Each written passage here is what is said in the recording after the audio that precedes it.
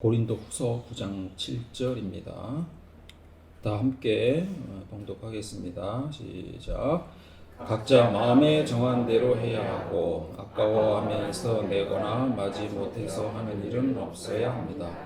하나님께서는 기쁜 마음으로 내는 사람을 사랑하십니다.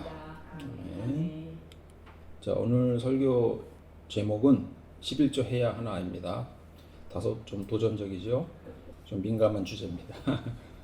자, 퀴즈 하나 먼저 내겠습니다. 세상에서 가장 비싼 건축비와 유지비가 많이 드는 건널 때 통행료와 보험비가 가장 비싼 다리는?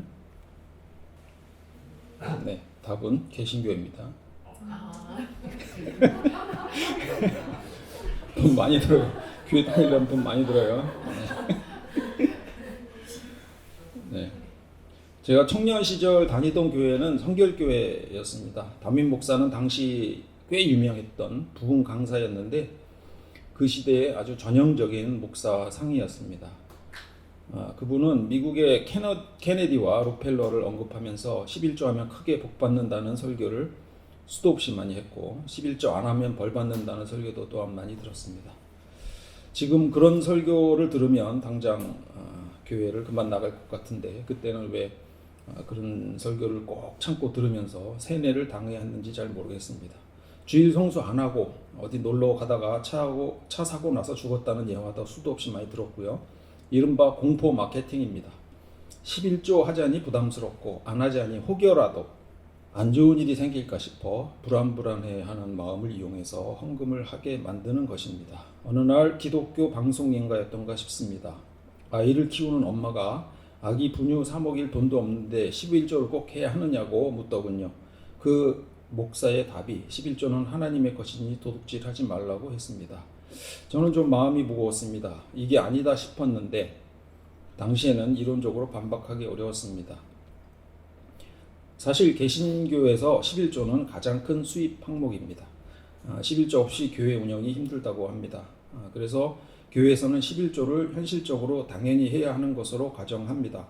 11조를 하지 않으면 교인으로 인정하지 않는 교회도 있습니다. 여러분이 잘 아는 크고 유명한 교회들입니다. 결론을 먼저 말씀드리자면 11조란 제도는 과거의 유대교 제도입니다. 오늘날 우리가 과거의 법과 제도를 그대로 따라야 할 이유는 없습니다.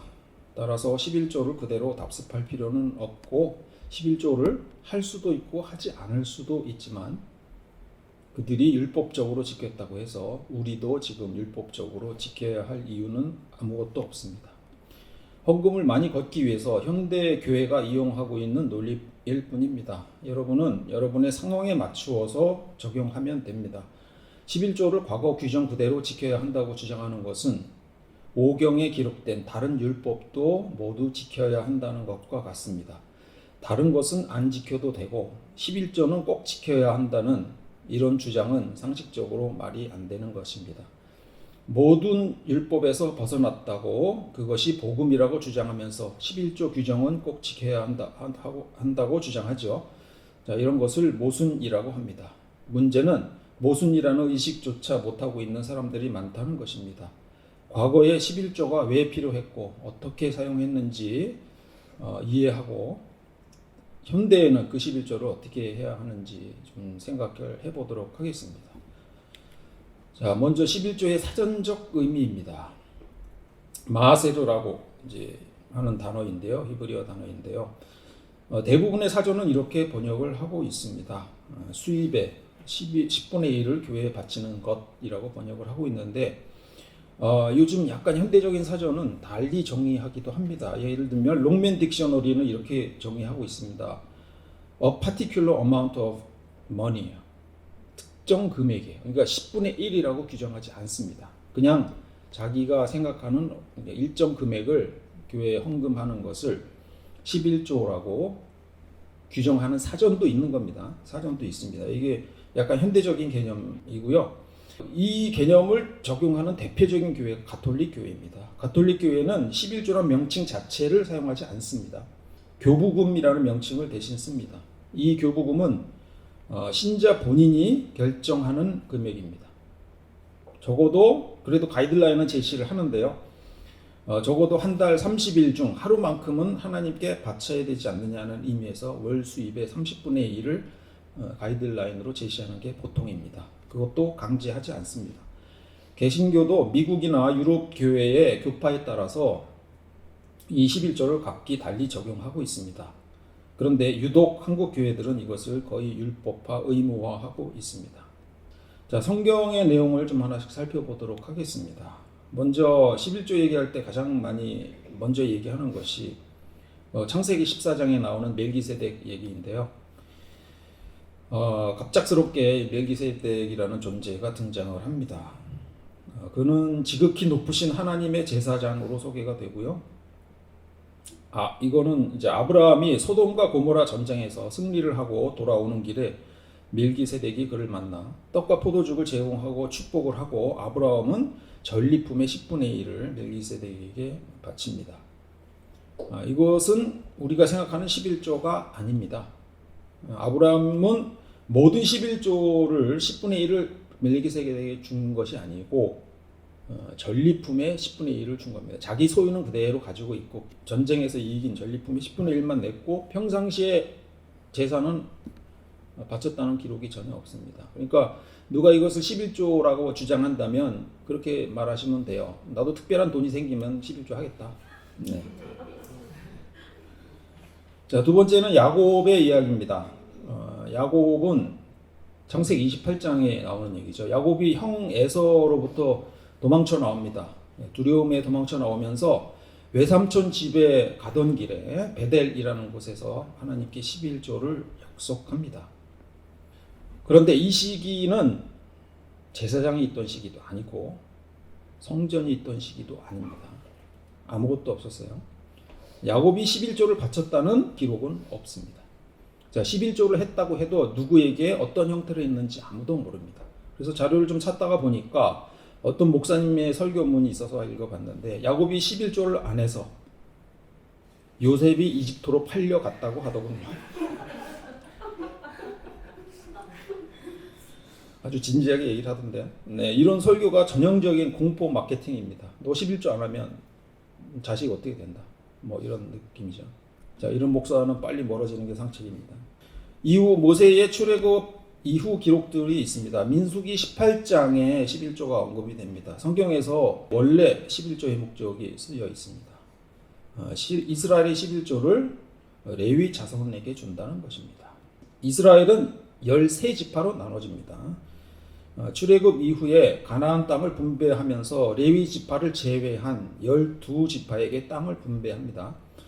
그 대신에 그 다른 지파의 11조로 레위 지파가 생활을 하게 되죠. 민수기 18장 21절에 보시면 열의 하나를 유산으로 주고 이것으로 회막일을 거두는 것에 대한 보수다라고 기록하고 있습니다. 레위인이 받는 것의 11조는 다시 제사장 아론의 몫으로 갑니다. 자, 그런데 레위 지파가 그럼 아무것도 못 받았냐? 그건 아니고 레위 지파에게 별도로 배당된 땅이 또 있습니다. 민수기 35장에 보시면 레위인들에게 주어진 땅에 대한 설명이 매우 구체적으로 나옵니다. 하나님께서는 이스라엘 백성들이 가나안 땅에 들어갔을 때 레위인들에게 48개의 성읍과 목초지를 주라고 명령했습니다. 네, 성읍과 목초지, 민수기 35장 2절이고요. 35장 7절에 48 성읍과 거기에 딸린 목초지, 땅도 함께 제공을 합니다. 그 목적은 3절에 나온 것과 같이 짐승들을 그 목초지에서 기르며 가축대와 모든 짐승들을 그 목초지에서 기르면서 여러 성읍에서 살게 될 것이다. 이렇게 되어 있습니다. 이 48개 성읍 중에서 6개는 도피성으로 지정됩니다. 6은 도피성으로 만들어서 사람을 죽인 자가 하고 레위 사람에게 42성읍을 주어라. 그 이외에 도피성 포함해서 레위인들한테 갔습니다. 각 성읍 주위에는 목초지가 포함되어 있었습니다. 지금 읽은 대로 성읍에서부터 목초지의 경계까지는 동서남북 각각 2000규빗이라고 되어 있는데 1규빗이 약 45cm입니다. 팔 관하의 길이에요. 그래서 2,000규빗은 한 900m 정도가 되는데 동서남북 900m씩 하면은 현재로 따져봤어요. 계산을 해봤더니 24만 5천 평 나오더라고요. 그러니까 레위인이 뭐 전혀 못 받았다는 거는 아니고요. 이 24만 5천 평이 몇 개라고요? 성읍이 48개 성읍. 그 성읍 주위에 25만 평 정도씩을 묶어서 레위인들한테 다 배정을 한 겁니다. 실제로는. 자, 레위인들의 역할을 한번 좀 보겠습니다. 레위 사람들의 주요 역할은 성전, 성막 관리와 제사 담당이었습니다. 성전 곳간의 11조와 성물을 관리하기도 했습니다. 재정 관리 역할이었죠. 역대상 26장 20절에 보면 레위 사람 가운데 다른 사람들은 하나님의 성전 곳간과 성물 곳간을 맡았다 이렇게 돼 있고 26절은 성물을 보관한 모든 곳간을 관리하였다 이렇게 돼 있습니다. 자, 필요에 따라서는 성전 보수 및 감독 일을 했습니다. 역대하 24장에 보면은 하나님의 성전을 보수하도록 하시오. 지체하지 말고 곧 실시하시오. 레위 사람들한테 명령하는 것입니다. 그 다음에 역대하 34장 8절에 보시면은 거기에도 마찬가지로 성전을 수리하게 하였다. 다 레위 사람들한테 하는 명령이 되겠습니다. 그러나 성전 관리 이외에도 행정관, 국가 공무원으로도 일을 했습니다. 다 레위인들입니다. 역대상 26장 29절에 32절 사이를 보시면 이스라엘 사람 그나냐와 그의 아들들은 서기관 재판관으로서 이스라엘의 일반 행정을 담당하였다. 이렇게 되어 있고요. 30절에 보면은 요단강 서쪽에 이스라엘을 관리하며 주님의 모든 일과 왕을 섬기는 일, 성전에 관련된 일하고 왕을 섬기는 이런 일반 관리 업무를 같이 했다라는 얘기가 되겠죠. 맨 마지막 절 보시면 32절에 하나님의 모든 일과 왕의 일을 담당하게 하였다. 그러니까 지금으로 말하자면 공무원이 하는 일 그거를 그냥 함께 했다라고 보시면 되고요. 그 당시에는 재정일치 사회입니다. 재정일치 사회는 뭐예요? 정치하고 종교가 하나였던 사회입니다. 지금 재정일치 국가가 있죠. 이란입니다. 국가의 기본 통치 이념이 종교 이념이 똑같아요. 그래서 그 이념대로 그냥 통치를 하고 묶어서 나라가 운영이 됩니다. 11조 이외에 세금에 대한 기록이 따로 있긴 한데요. 출애굽기 30장 13절에 보시면 인구조사를 받는 사람은 누구나 성소의 세겔로 반세겔을 내야 한다. 이렇게 돼 있고요. 요거는 세금 개념이에요. 세금. 이제 신약에 와서는 이걸 성전세라고 부르는데 여기 구약에서는 성전세라고 따로 명칭이 돼 있지 않고 그냥 세금으로 돼 있더라고요. 그런데 한 세겔이 그럼 얼마냐 하면서 따져봤더니 현재 금액으로 따지면 7,000원에서 한 10,000원 정도, 이 정도 금액 10,000원 정도를 냈다 이렇게 보시면 되겠어요. 여호야다 왕은 이 세금을 성전 보수를 위해서 사용합니다. 세금 징수는 대제사장을 통해서 레위인들이 했습니다.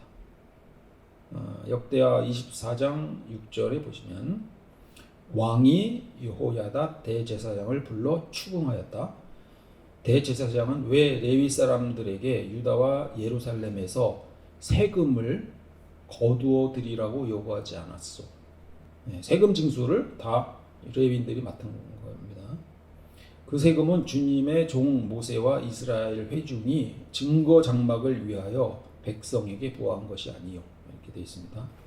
세금의 용도가 장막을 위한 것으로 봐서 국가 세금, 세금이라는 명목으로 걷었어도 성전 관리에 함께 이용되고 있었다라고 볼 수 있습니다. 게다가 세금 관리는 왕과 대제사장이 함께 했다는 기록입니다.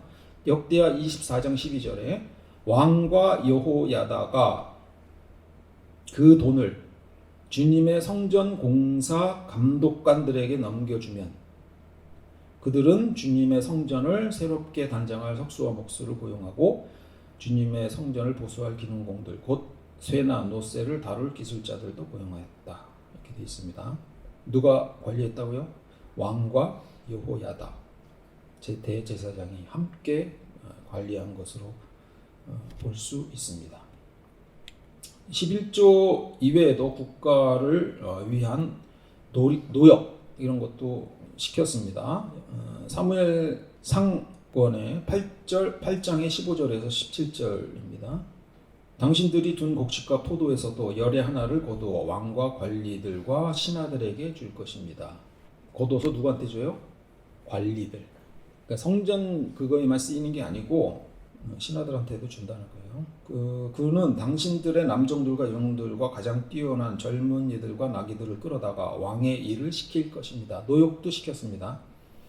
그는 또 당신들의 양떼 가운데서 열의 하나를 거두어 갈 것이며 마침내 당신들까지 왕의 종이 될 것입니다. 이거는 이제 시켰다는 게 아니고 왕이 되면 이렇게 될 거다고 이제 사람들한테 미리 경고하는 것이긴 하지만 뭐 이렇게 됐을 거라고 충분히 상상할 수 있습니다.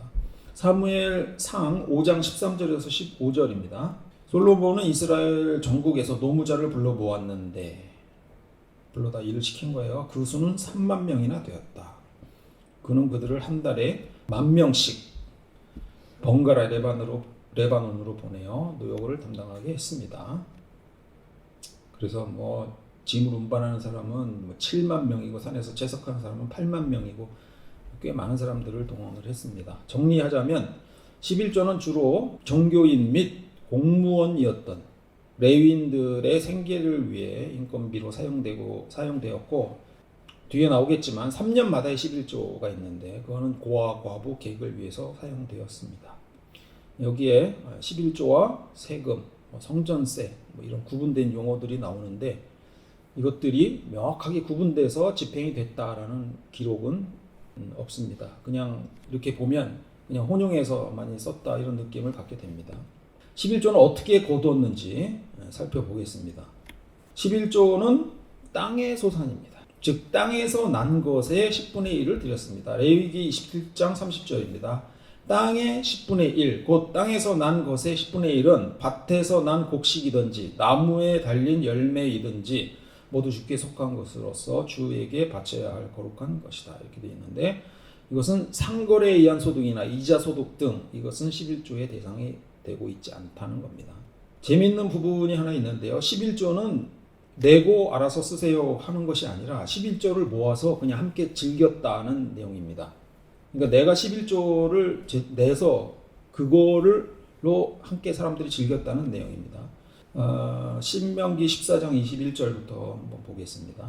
당신들은 해마다 밭에서 거둔 소출의 11조를 드려야 합니다. 당신들은 곡식과 포도주와 기름의 11조를 처음 난 소와 양의 새끼와 함께 주 당신들의 하나님이 다 자기의 이름을 두려고 택하신 곳에 가지고 가서 주님 앞에서 먹어야 합니다. 자기 11조를 가지고 가서 거기서 그거를 그냥 먹는 거예요. 이렇게 함으로써 당신들은 주 당신들의 하나님을 두려워하는 것을 배우게 됩니다. 그러나 주 당신들의 하나님이 그의 이름을 두려워 택하신 곳이 당신들이 있는 곳에서 너무 멀고 가기 어려워서 그것을 가지고 갈 수 없거든. 그러니까 어디 모이는 장소가 있는데 거기에 가려면 그 염소 끌고 며칠 갈 수 없잖아요. 그러니까 그걸 팔아서 돈으로 바꿔서 가라는 얘기예요. 돈으로 바꿔 가서 그럼 그곳에 가서 돈을 다시 동물을 사가지고 마음에 드는 것을 사라고 되어 있죠. 26절에 그 돈으로 마음에 드는 것을 사십시오. 소든지 양이든지 포도주든지 독한 술이든지 어떤 것이든지 먹고 싶은 것을 사서 주 당신들의 하나님 앞에서 당신들과 당신들의 온 가족이 함께 먹으면서 즐거워하십시오. 그러나 성 안에서 예루살렘 성이겠죠. 성 안에서 당신들과 함께 사는 레위 사람은 유산도 없고 차지할 목도 없는 사람들이니 그들을 저버리지 않도록 하십시오. 이거 어떻게 된 거예요? 그냥 거기 가서 잔치 베푸는 거예요. 그러면서 레위 사람들도 나와서 같이 먹자라고 한 거지. 우리가 11조 거기 다 내가지고 알아서 쓰세요. 그런 개념이 아니었다라는 겁니다. 그 다음에 3년마다 11조를 저장했다가 고아나 과부들에게 먹게 했습니다. 신명기 14장 28절에서 29절 당신들은 매 3년 끝에 그 해에 난 소출의 11조를 다 모아서 성 안에 저장하여 두었다가 당신들이 사는 성 안에 유산도 없고 차지할 목도 없는 레위 사람이나 또돌이나 고아나 과부들이 와서 배불리 먹게 하십시오. 그러면 주 당신들의 하나님은 당신들이 경영하는 모든 일에 복을 내려 주실 것입니다. 자, 이것이 3년차 11조인지 3년차에 별도로 11조를 추가로 낸 것인지 거둔 것인지는 논란입니다. 명확하지가 않아요. 근데 교회에서는 당연히 어떻게 생각할까요? 3년째 따로 내라 이렇게 생각합니다. 네. 돈 더 걷어야 되니까. 자, 백성들이 항상 11조를 잘 낸 것은 아니었습니다. 사사기 17장에 미가란 사람이 등장을 하죠. 미가 집에 찾아간 베들레헴 유다 출신의 레위 지파 사람이 있었습니다. 이 레위인은 자기가 머물 곳을 찾기 위해 떠났다고 합니다. 당시 레위인은 이스라엘 백성들과 다른 지파들에게서 정해진 11조나 땅을 생계를 보장받지 못했기 때문에 자기 생활을 위한 안정적인 소득을 확보하기 어려운 상황이었다는 것은 이해할 수 있습니다. 자, 이러한 상황이 또 찾아옵니다. 말라기가 쓰여진 시기입니다. 이 시기에는 성전이 없었습니다. 솔로몬 성전, 이것은 BC 587년에 무너지게 됩니다. 바벨론의 느부갓네살 2세에 의해서 무너지게 되고요. 이것이 다시 페르시아의 고레스 왕이 이 바벨론을 정복하고 유대인들에게 포로 귀환을 시킵니다. 1차, 2차, 3차 포로 귀환이 있었는데요. BC 445년입니다. 그러니까 성전이 파괴된 지 40년 만에 이스라엘 사람들이 다시 돌아오게 되는 겁니다. 이때 경제적 상황은 매우 어려웠습니다. 성전 없었고요. 그러니까 11조 제대로 안 냈겠죠. 그 레위 사람들이 거기서 뭐 할 일도 없었을 거고. 자, 어쨌든 먹고 살기도 힘들었던 시기였고, 이 당시 느헤미야가 그 성전 재건을 추진을 했습니다. 그 자체도 비용 문제 때문에 큰 부담으로 남아 있었던 시기입니다. 이때 관리 상황이 느헤미야에 기록되어 있습니다. 레위 사람들은 임금을 못 받아서 떠났다 이렇게 돼 있죠. 느헤미 13장 10절입니다. 내가 또 알아보니 레위 사람들은 그동안에 받을 몫을 받지 못하고 있었다. 그래서 레위 사람들과 노래하는 사람들은 맡은 일을 버리고 저마다 밭이 있는 곳으로 떠났다. 게다가 성전 창고가 제대로 관리되고 있지도 않았습니다. 느헤미야 13장 4절에서 5절인데요. 이 일이 있기 전이다. 우리 하나님 성전의 방들을 맡고 있는 엘리야십 제사장은 도비야와 가까이 지내는 사이이다. 도비야가 누군지 좀 이따 말씀드릴게요. 그런데 그가 도비야에게 큰 방 하나를 내주었다. 무슨 방이요? 그 성전 창고로 쓰던 방을 비워가지고 그 도비야라는 사람이 사무실로 쓰게 내준 거예요.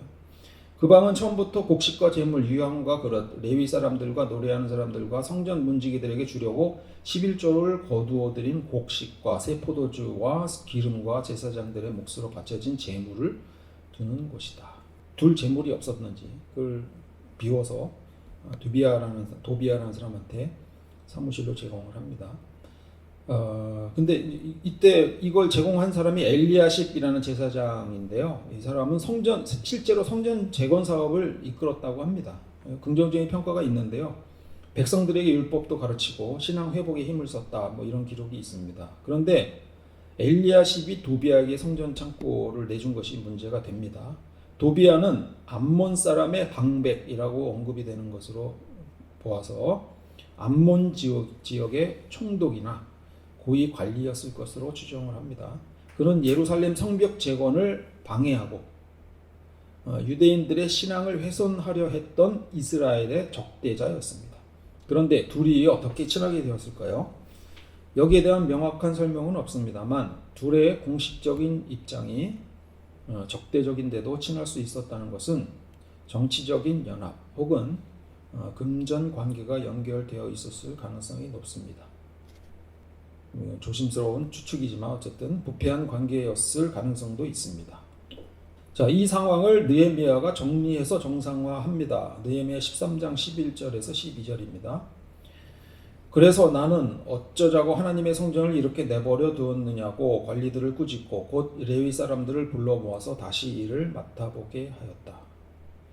그랬더니 온 유다 사람들이 곡식과 새 포도주와 기름의 11조를 가지고 와서 창고에 들여다 놓았다. 창고가 다시 차기 시작했습니다. 이 시기에 작성된 글이 말라기입니다. 11조 관리 부실이 있었던 시기입니다. 말라기는 제사장들에 대한 경고임이 1장과 2장에 명백하게 드러납니다. 말라기 1장 6절 읽어보겠습니다. 아들은 아버지를 공경하고 종은 제 주인을 두려워하는 법인데 내가 너희 아버지라고 해서 너희가 나를 공경하기라도 하였느냐? 내가 너희 주인이라고 해서 너희가 나를 두려워하기라도 하였느냐? 나 만군의 주가 말한다. 제사장들아, 너희가 바로 내 이름을 멸시하는 자들이다. 그러나 너희는 우리가 언제 주님의 이름을 멸시하였습니까? 하고 되묻는다. 2장 1절입니다. 제사장들아, 이제 이것은 너희에게 주는 훈계의 말이다. 자, 그리고 나서 뭐가 나오죠? 유명한 말라기 3장이 나옵니다. 이게 이제 헌금 11조를 강요하기 위한 단골 구절입니다. 살펴보겠습니다. 3장 8절에서 10절입니다. 사람이 하나님의 것을 훔치면 되겠느냐? 그런데도 너희는 나의 것을 훔치고서도 우리가 주님의 무엇을 훔쳤습니까? 하고 되묻는구나. 11조와 헌물이 바로 그것이 아니냐? 너희 온 백성이 나의 것을 훔치니 너희 모두가 저주를 받는다. 너희는 온전한 11조를 창고에 들여놓아 내 집에 먹을거리가 넉넉하게 하여라. 이렇게 바치는 일로 나를 시험하여 내가 하늘 문을 열고서 너희가 싸울 곳이 없도록 복을 붙지 않나 보아라. 나 만군의 주의 말이다. 이 11조와 헌물은 백성들이 낸 11조입니다. 창고에 저장되어 있어야 할 11조와 헌물입니다. 백성들이 낸 11조와 헌물을 창고에 들이지 않았다는 것은 제사장들이 훔쳐갔다는 얘기예요. 백성이 아니고 개인이 아니고 교인이 아니고 제사장들입니다. 제사장들한테 하는 얘기라 이 얘기예요. 목회자들이에요. 지금으로 말하자면.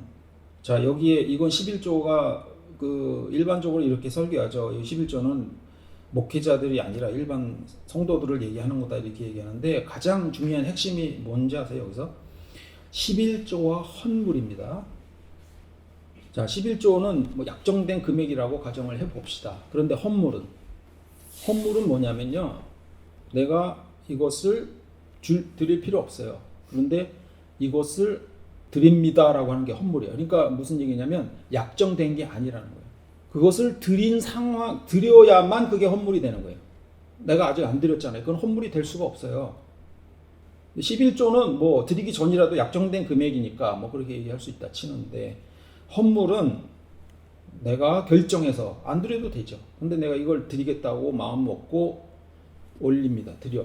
그러면은 그게 가죠. 창고에 저장되겠죠. 곳간에 저장되겠죠. 그것이 헌물이지 개인이 가지고 있는 게 헌물이 아니에요. 그러니까 여기서 11조와 헌물 이거 뭘 의미하는 거예요? 창고에 있어야 될 내용들이에요. 목록들이라고. 개인이 부담해야 될 목록들이 아니라고요. 헌물은 의무가 아니라니까요. 그러니까 여기서 11조와 헌물 그리고 창고 이건 뭘 말하는 거예요?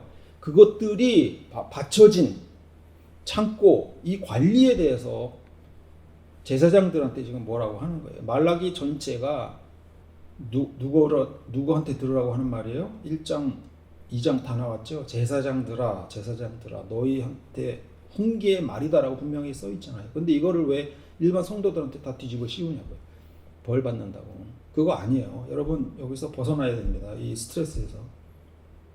11조와 봉헌물을 도둑질 하지 말라. 이거는 제사장들한테 하는 경고입니다. 자, 신약에서 한번 살펴보겠습니다. 신약은 마태복음 24장이 대표적이죠. 유대인들에게 11조는 당연히 지켜야 하는 율법입니다.